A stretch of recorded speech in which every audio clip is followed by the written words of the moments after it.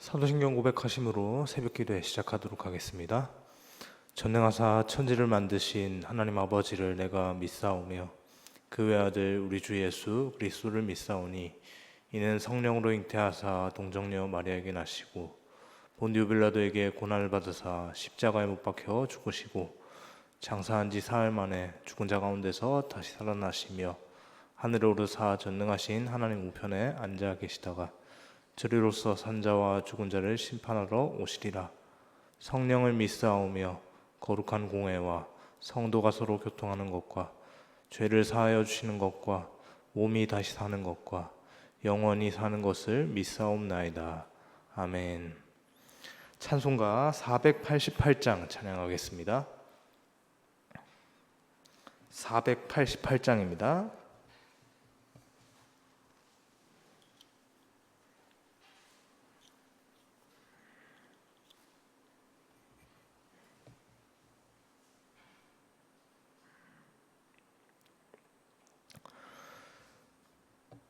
이 몸의 소망 무언과 우리 주 예수뿐일세.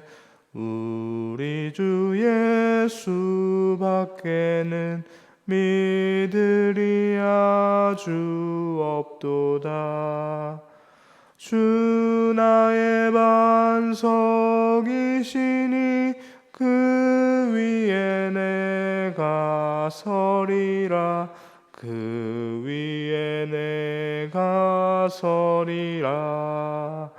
무섭게 바람 부는 밤 물결이 높이 설렐 때 우리 주 크신 은혜에 소망에 닻을 주리라. 주 나의 반석이시니 그 위에 내가 서리라. 그 위에 내가 서리라. 세상에 믿던 모든 것 끊어질 그날 되어도 구주의 언약 믿사와 내 소망 더욱 크리라. 주 나의 반석이시니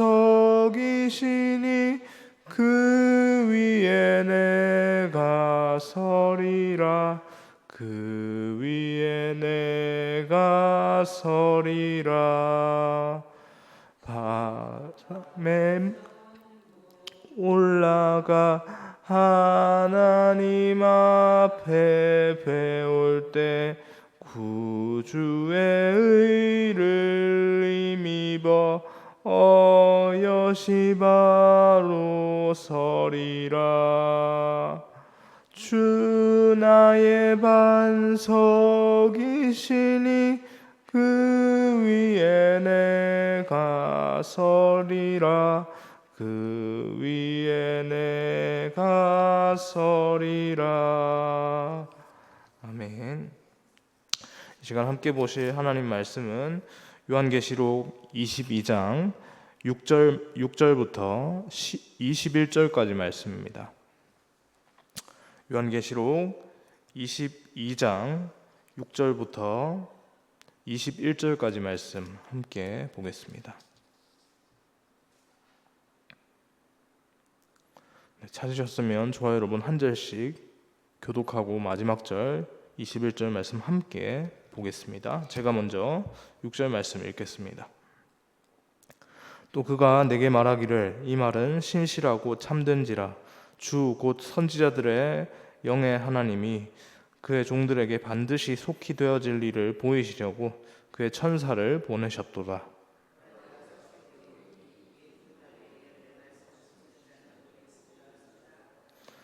이것들을 보고 들은 자는 나 요한이니 내가 듣고 볼 때에 이 일을 내게 보이던 천사의 발 앞에 경배하려고 엎드렸더니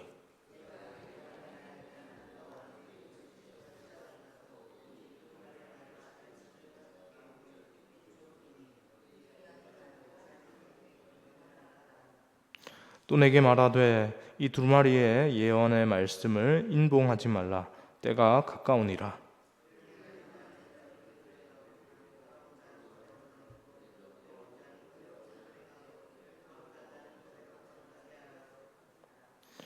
보라, 내가 속히 오리니 내가 줄 상이 내게 있어 각 사람에게 그가 행한 대로 갚아주리라.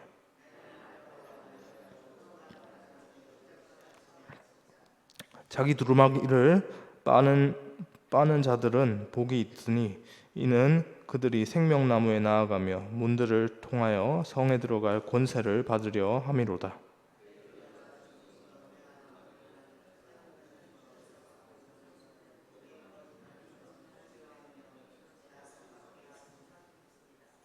나 예수는 교회들을 위하여 내 사자를 보내어 이것들을 너희에게 증언하게 하였노라. 나는 다윗의 뿌리요 자손이니 곧 광명한 새벽별이라 하시더라.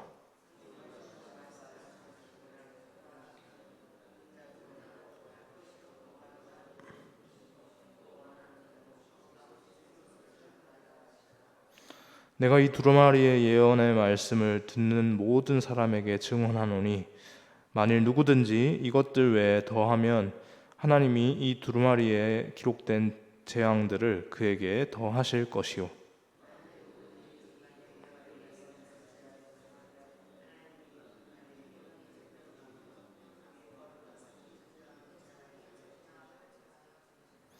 이것들을 증언하신 이가 이르시되 내가 진실로 속히 오리라 하시거늘 아멘. 주 예수여 오시옵소서. 주 예수의 은혜가 모든 자들에게 있을지어다. 아멘. 여러분, 오늘 우리가 읽은 이 말씀은 우리가 지금 이걸 성경책을 보고도 알 수 있는 사실인데 성경의 마지막 장이고 성경의 마지막 부분에 해당되는 마지막 끝부분 아닙니까?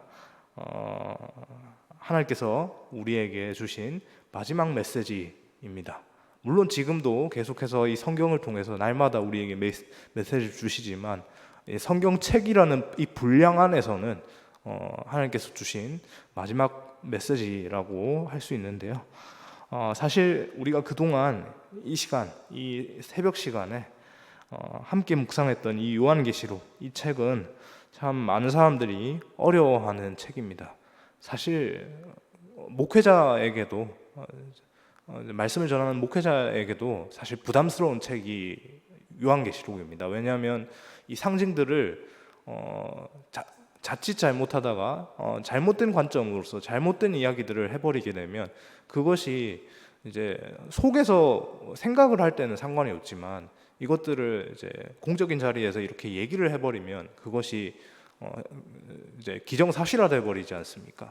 그래서 이제 이런 것들을 이제 얘기할 때 더욱더 우리가 조심을 해야 되고 하기 때문에 확인의 확인 절차를 거치고 검증의 검증 절차를 거쳐서 가장 물론 주님 말씀하신 주님께서만 다 아시는 부분이고 우리도 이제 어느 정도 알고 있지만 그 부분에 계속해서 연구를 해야 되는 입장이지만 그럼에도 불구하고 연구를 거듭해서 가장 이제 정확성을 기해서 그렇게 말을 해야 한다라고 그렇게 하기 때문에 부담스러운 책이라고 할 수 있는데요. 참 이 책 안에서 상징도 많고 종말이라는 주제, 이 종말 말세라는 주제가 마지막 때라는 주제가 왠지 모르게 우리를 두려움에 휩싸이게 할 때도 많은 것 같습니다. 하지만 오늘 본문은 우리가 그동안에 봐왔던 이 요한계시록의 어떤 약간 무섭고 약간 마지막 때 이런 일들 아주 커다란 일들이 생길 것이다 라고 하는 뭐 이런 그런 분위기와는 좀 전혀 다릅니다. 그렇죠? 마지막 말씀답게 아주 명확하게 이야기를 하고 있고 바로 예수님께서 뭐라고 말씀하십니까? 보라, 내가 속히 오리라 라고 이렇게 분명하게 우리에게 메시지를 주고 계시지 않습니까? 여러분, 예수님은 반드시 다시 오십니다. 믿으시죠? 네, 이것이 바로 우리 기독교 신앙의 최고봉이고 아주 근본이지 않습니까? 다시 오실 예수님을 기다리는 것, 이것이 우리의 근본 신앙입니다.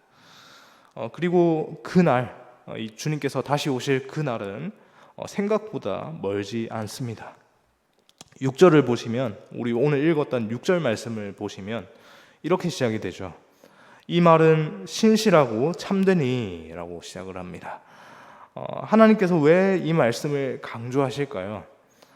지금까지 하나님께서 요한에게 보여주신 이 환상들, 수많은 환상들, 그런 환상들, 그리고 새하늘과 새 땅, 생명수와 강, 생명수 강과 생명나무, 그리고 다시 오실 예수님, 이런 모든 것들이 헛된 소망이 아니라 반드시 이루어질 현실이라는 걸 강조하고 계시는 겁니다. 하나님께서는 우리가 지금 보는 현실만 바라보며, 우리가 우리의 지금 이 눈에 보이는, 우리 세상을 바라봤을 때 우리의 눈에 보여지는 이런 도무지 답이 없어 보이는 이 세상의 현실들, 이런 현실들만 바라보면서 절망하지 않기를 원하시죠. 끝까지 그 절망처럼 보여지는 이 세상의 현실 가운데서도 끝까지 인내하면서 약속을 붙들고 그렇게 살기를 원하십니다. 왜 하나님께서 그렇게 원하십니까? 말씀은 진짜고 반드시 성취될 것이기 때문이죠. 조금 전에도 말씀을 드렸지만 오늘 본문에서 반복적으로 등장하는 억구, 조금 전에 말씀드렸던 반복적으로 등장하는 억구가 있었습니다. 무엇이었습니까? 보라, 내가 속히 오리라 라고 하는 이 문장이 한 번, 두 번, 세 번 반복적으로 등장을 합니다.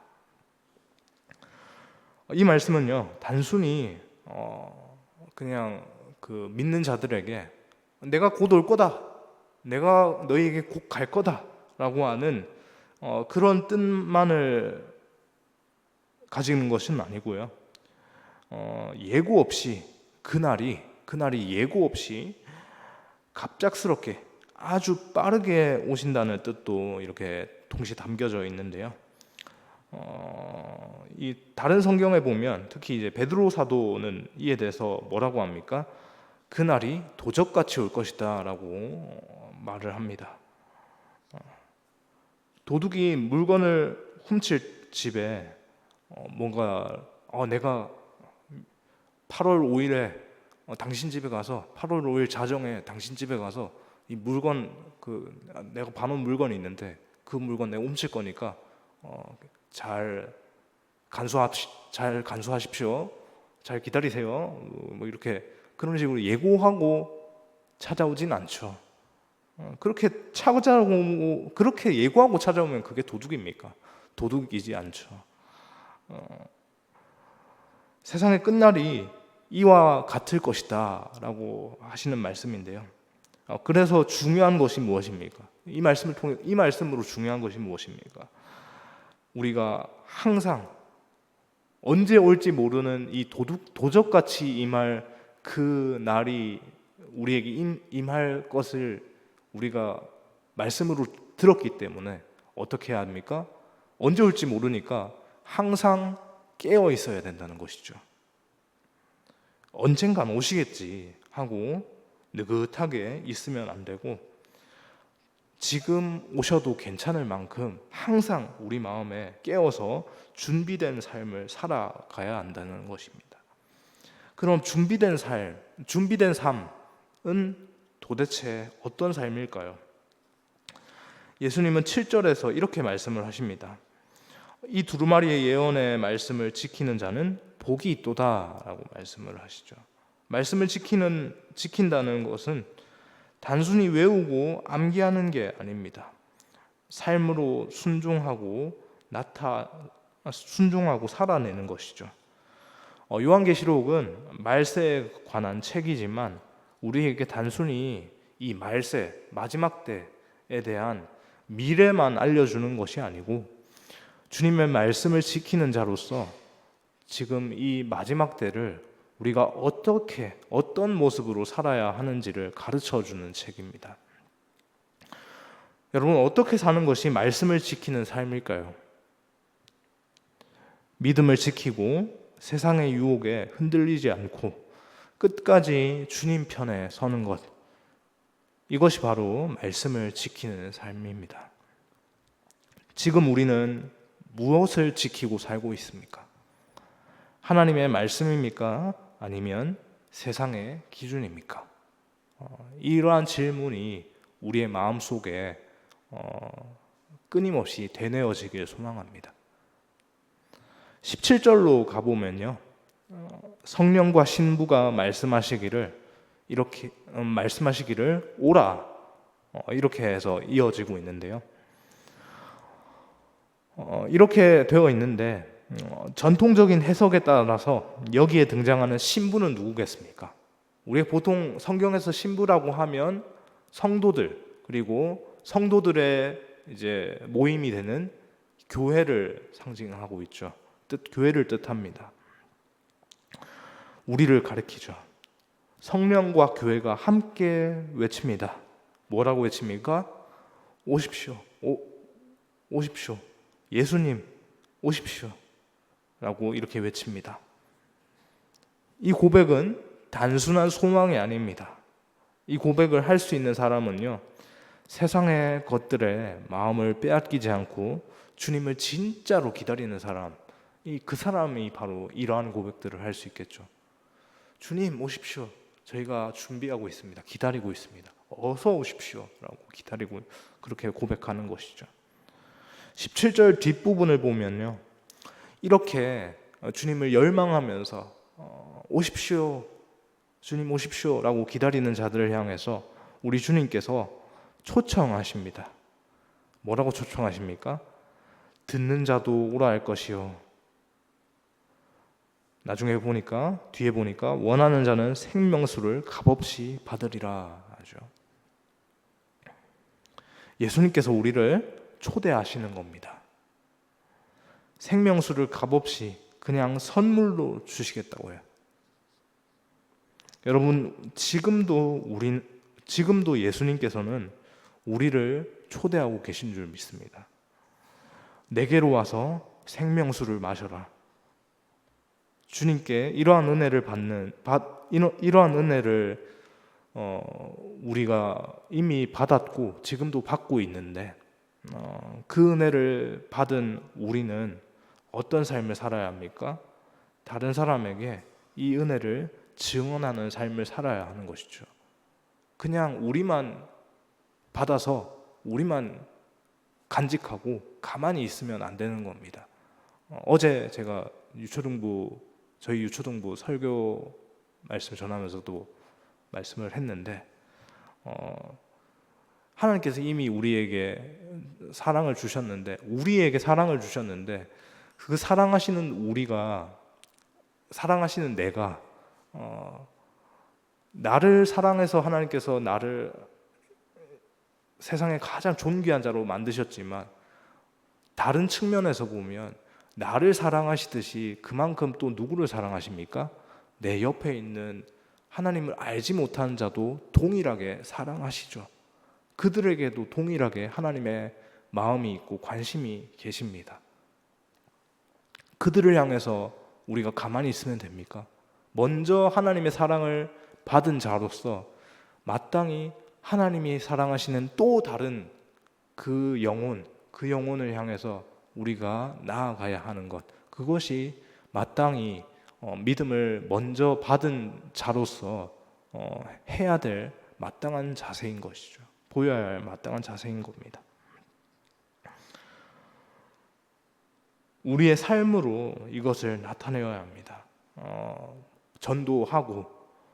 전도하는 만큼 그 전도하는 자로서, 하나님을 전하는 자로서 그 전하는 그 말씀에 따르는 아주 순종하는 그런 모습으로 그렇게 살아야 하는 거죠.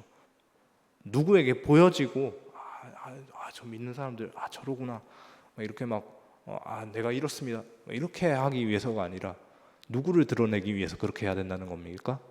우리의 믿음의 주 되시는 예수 그리스도를 우리의 온몸으로 드러내기 위해서, 나를 드러내는 것이 아니라 우리 주 예수님을 드러내기 위해서 그렇게 살아야 한다는 것이죠. 한마디로 복음의 증인된 삶을 살아야 한다는 것이죠.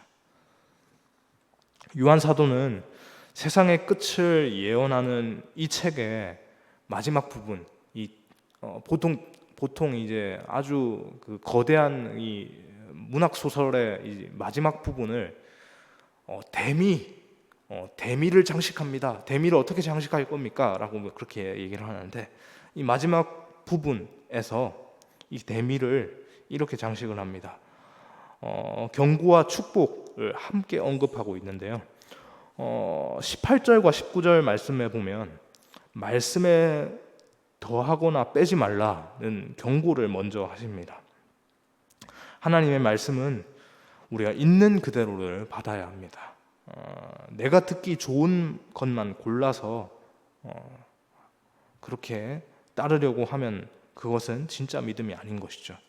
이것이 주님 다시 오실 그날을 기다리며 도적같이 임박한 마지막 때를 살아가는 우리에게 필요한 모습인 줄 믿습니다. 그때를 기다리며 살아가는 우리에게 우리 주님께서는 20절 말씀으로 분명하게 다시 한번 말씀을 하십니다. 오늘 반복적으로 등장하는 억구 마지막 부분인데 뭐라고 또 말씀하십니까? 내가 진실로 속히 오리라 라고 이렇게 확정을 마지막으로 지으시죠. 그리고 그 말씀에 대한 내가 진실로 속히 오리라 라고 말씀하시는 그 말씀에 대한 우리의 반응을 기대하시는데요. 어떤 반응을 기대하십니까? 요한의 고백이죠. 어떤 고백입니까? 아멘 주 예수여, 아멘 주 예수여, 오시옵소서. 이 반응을 기대하시는 것이죠. 말씀을 정리하겠습니다. 여러분, 오늘 본문에서 반복적으로 등장하는 구절에 대해서 말씀을 드렸죠. 보라 내가 속히 오리라 였습니다. 예수님께서는 이 말씀을 통해서 우리에게 두 가지 반응을 요구하십니다. 준비하는 것, 먼저 언제든지 주님이 오더라도 그냥 주님을 있는 그대로 맞이할 수 있도록, 갑작스럽게 주님 찾아오셔도 기쁜 마음으로 맞을 수 있도록 준비하는 것, 그리고 또 그때가 언제가 될지 모르지만 인내함으로 기다리는 것이죠. 우리 마음에 질문을 던져보길 원합니다. 지금 우리의 삶은 주님을 맞을 준비가 되어 있습니까? 지금 우리는 주님을 정말 간절히 기다리고 있습니까? 이 두 가지 질문, 이 질문에 대한 답, 우리 주님께서 기대하시는 모범 답안이 오늘 성경의 마지막 부분에, 우리가 방금도 고백했지만 성경의 마지막 부분에 그렇게 나왔습니다. 우리 삶을 통해서 그렇게 주님께 그 모범 답안이 우리의 온 마음으로 올려드려지길 소망합니다. 우리 다시 한번 고백해 볼까요? 그 마지막 부분에 그 요한의 고백이 있죠. 자, 따라 하겠습니다. 아멘 주 예수여 오시옵소서. 이러한 고백이 우리의 입술과 우리의 행동이 보여지는 우리의 삶 가운데 날마다 흐르기를 축원합니다. 기도하겠습니다. 사랑해 주님 감사합니다. 하나님, 우리의 삶을 하나님께 올려드립니다. 하나님 기쁘시도록 그렇게 올려드리기를 원합니다. 하나님 기뻐 받아주시고, 하나님 우리의 고백으로 아멘 주 예수여 그렇게 오시옵소서라고 외치며 주님을 기다리고 그렇게 소망하는 가운데 주님을 맞을 준비를 할 수 있도록 하나님 우리의 마음을 붙잡아 주옵소서. 세상을 살아가면서 그냥 세상 속에 흘려지는 그 흐름 속에 그냥 떠밀려 가는 것이 아니라 주께서 예비하신 자로 구별되는 자로서의 모습으로 이렇게 나를 드러내기 위한 것이 아니라 내 속에 있는 나와 함께 하시는 주 예수 그리스도를 드러내는 삶으로 온전히 그렇게 세상을 구별된 삶으로 살아갈 수 있도록 인도하여 주옵소서.